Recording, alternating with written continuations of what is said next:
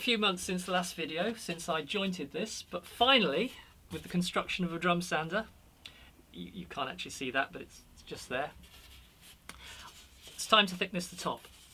Now, I've watched a few videos of people thicknessing guitar tops, and unfortunately a lot of them along the lines of, right, here's my piece of spruce, here's my drum sander or planer or whatever, let's thickness the top. Boom, there we go, I've thicknessed the top. And you don't get to hear the difference. Let me just give you a quick sample. There's a bit of tone right there. You don't get to hear the effect that the thicknessing has had on the tone, and in a lot of videos you don't even get to find out how thick they've made the top. So I'm going to be a bit more in depth, as I'm sure you've come to expect from me, and we're going to see how this tone changes as I thickness the top. I've got good tone here, as somebody commented on my previous video. I didn't even realise that the top had made a sound in the previous video, but there it is. And I believe that's an E, by the way. I might change my mind during editing, but I've got a little tone generator on my phone, and I'll sort of track how that changes as I thickness it. So this video will be as much for my benefit as anybody else's, really. I'm not trying to be prescriptive here. In fact, what thickness you choose to make your guitar top depends on so many different factors, and luthiers have different methods of determining that. But I guess there is a sort of an accepted sort of mean thickness, and I guess I'm going to be aiming for about 3mm. I could go a little bit thinner. Apparently Taylor tops are 2.8mm. There was a meta-analysis I've seen. I'll put a link to it in the description if I can find. Brilliant article where the guy had gone through as many different sources as he could find of people describing the thickness that they used on their guitar tops. One of the books I've got, Campiano, I think recommends 3.2mm. We can go a little bit thinner, but there are limitations. So let's just talk about that for a minute. The most important factor in the sound of your guitar top is what it's made of. This is Sitka spruce. It is alpine spruce. It is grown at altitude, and that creates a slow growth that creates a very stiff timber. You'll find there are other spruces around. Adirondack spruce, which is red spruce, but again Adirondack spruce, grown in the mountains, slow growing. This Engelmann spruce. This is Sitka spruce. You can grow it in the UK, in England, but you will not find that English Sitka spruce will be very good for guitar tops because it grows too quickly. So the grain spacing will be way too wide and it won't be stiff enough. Stiff is good, it's desirable, because we can make the top thinner, and that makes for a much more responsive guitar, and the tone generally will be better than something that's a little bit floppy. Yeah, move on. Right, yes, concentrate. Right, Sitka spruce. This is AA grade Sitka spruce. I could have gone AAA, but this sounded really good, and that's the reason I bought it. The grain spacing at the edge isn't quite as close spaced as in the middle, and that's why it only gets a AA. But I compared this with some AAA spruce and it sounded really good, so I thought, well, let's go for it. So type of wood is critical choice. What other factors do we have? Well, the size of the guitar.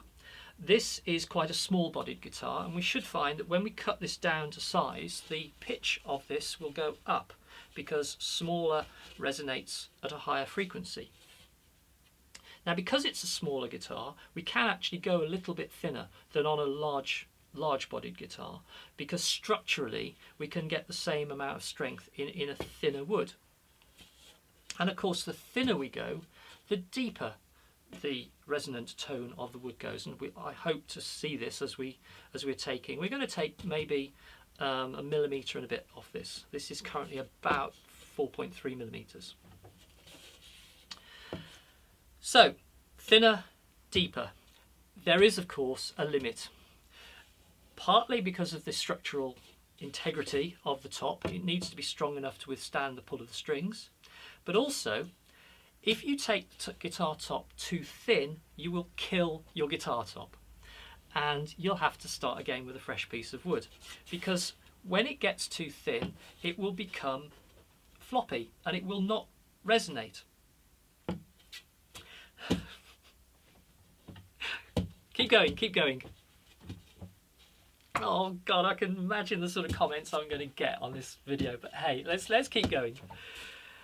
When it gets too thin, it will become floppy, it will become flaccid, and it will not resonate properly.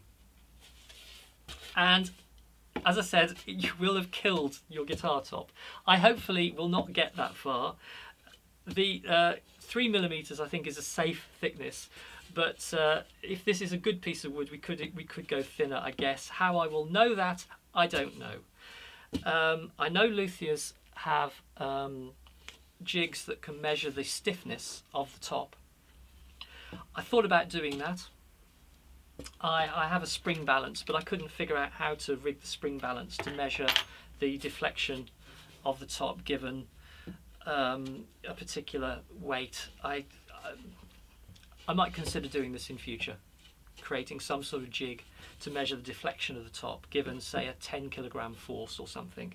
How far will the top deflect, both laterally and longitudinally?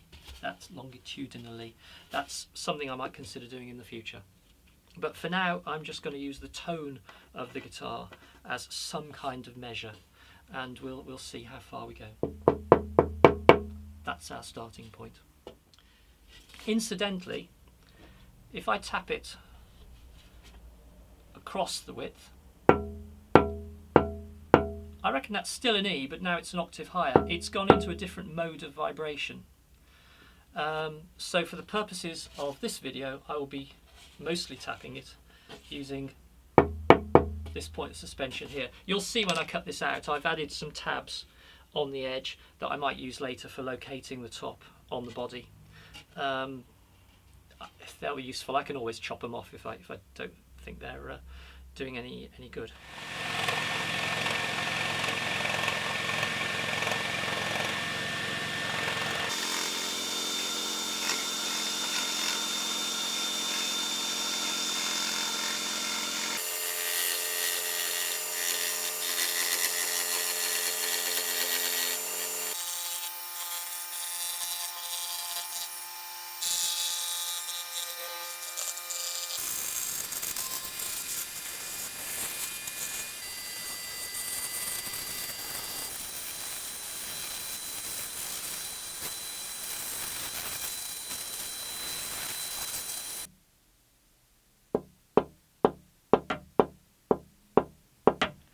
I think the biggest change, having now shaped the top,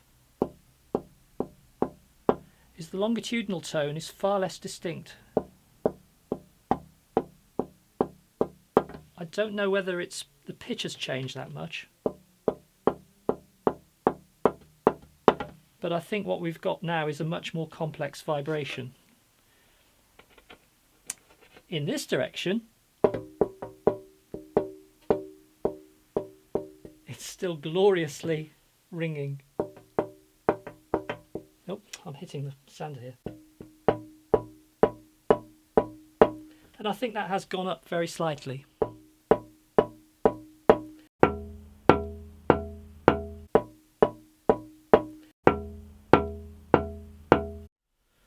I hope you can see there's been a little bit of movement in the top. It's cupped very slightly. It'll be cupped in the same direction as the radius, which, because the top's going to have a 40-foot radius on it, so that'll take a little bit of the tension out the top, but I don't think that's a problem. It just means I'm going to have to be very careful sanding this, so I'm going to have to feed it through very carefully, trying to hold it flat to the deck, which is going to be a bit tricky, but I'll give it a go.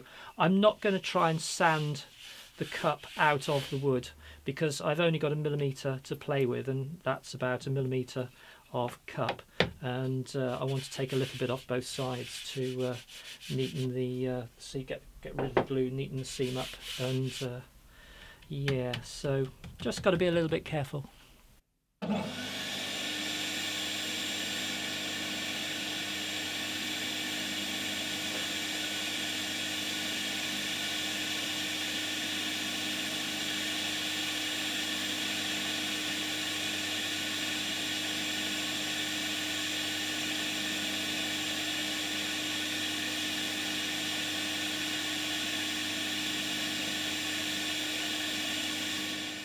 You see the unevenness in the sanding. You've got to be very if you're going to push it through slowly and try and press the cup out of it, if you hesitate or if you release your pressure, it pushes up onto the drum and it takes a little small little ridge out of it. It might be difficult to see on camera, but I'm not happy with that. I've got a much better way of doing this, and that's to push it through quickly and steadily, and let the pressure of the roller take some of the cup out of it. So let's try that again.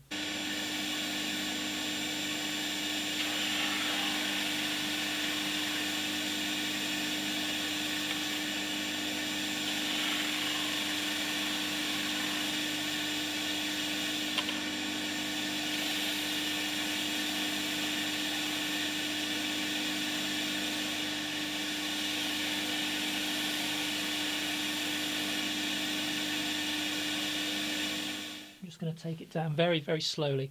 A full turn of this is about 0.75 of a millimetre.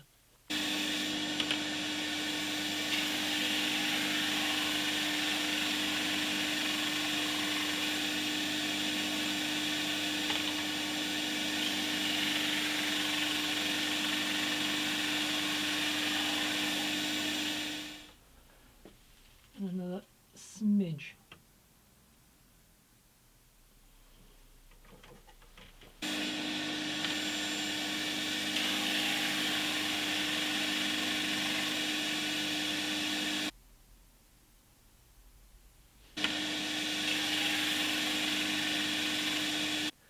I've taken about 0.4 of a millimetre off, and as you can see I still haven't touched the centre seam on the back, but I'm nearly there. It's just this central bit that hasn't been touched yet. So I am actually sanding the cup out of it, which I guess is okay.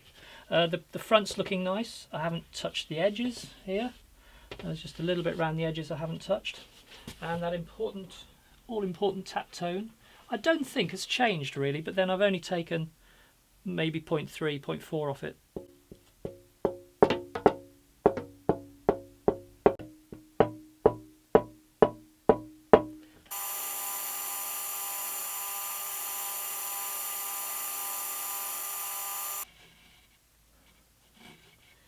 That's now reading 3.7,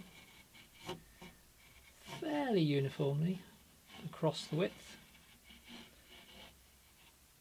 perhaps a little bit thinner at the edge. Come on. And yes, I have bent my gauge, unfortunately. I'm going to have to repair that at some point, but it still seems to work reasonably well. There's enough play inside the shaft that the bend hasn't made a huge difference, just for tiny little measurements.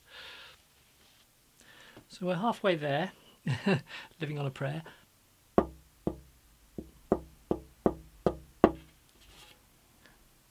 And it is, I think, a little bit deeper, particularly this one.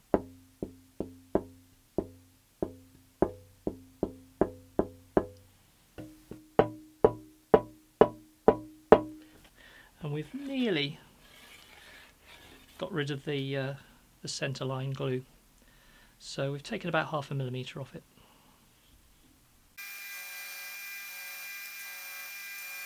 Here's a tip I've learned.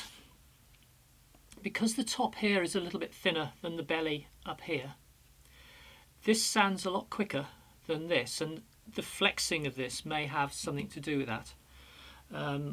I've never sanded anything this shape before, but I have found it's much better to push this through quickly and then dwell on the belly, and then you get a much more even sand right the way along, as I shall demonstrate.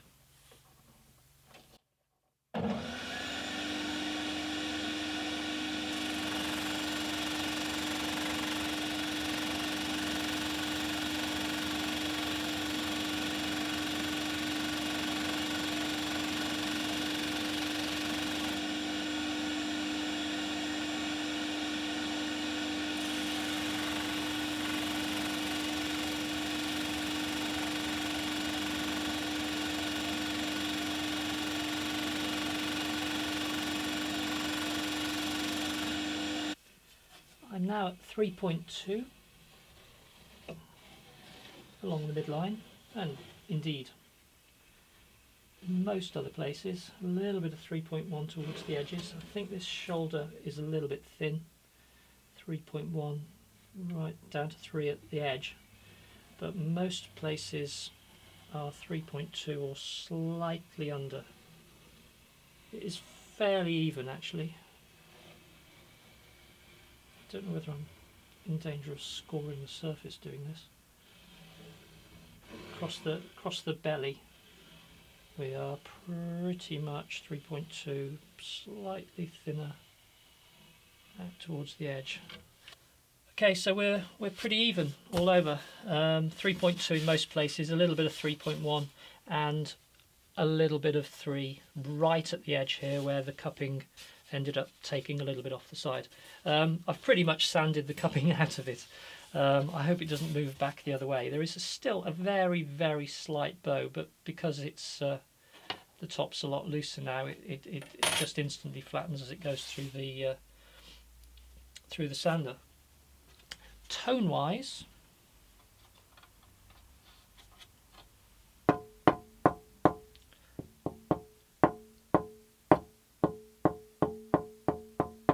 it's not much deeper.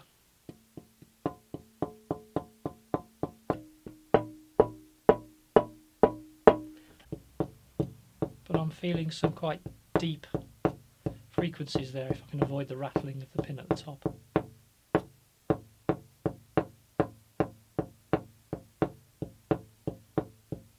So I think that's below the bottom string of the guitar. I don't know whether that's the criteria we're after, because of course it's going to completely change when we brace it, and of course it'll change to some extent when we punch a hole through the middle of it. Here's a final bit of fun.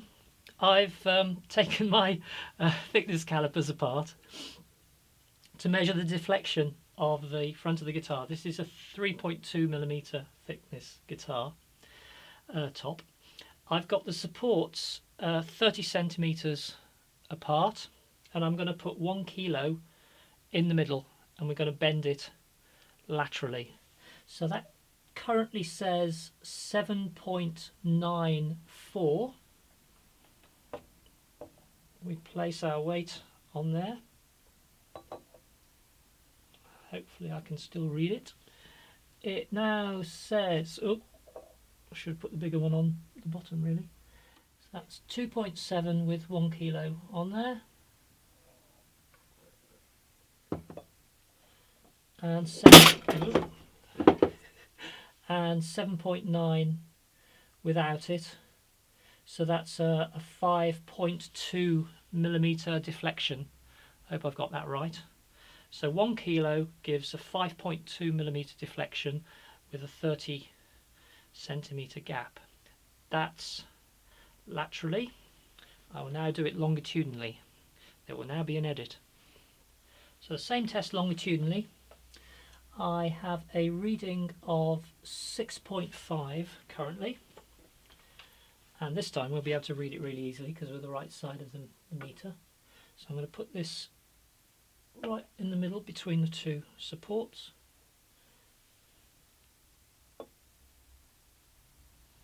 One kilogram gives 5.9, so it's only 0.6. Have I got that right? 0.6 of a millimetre.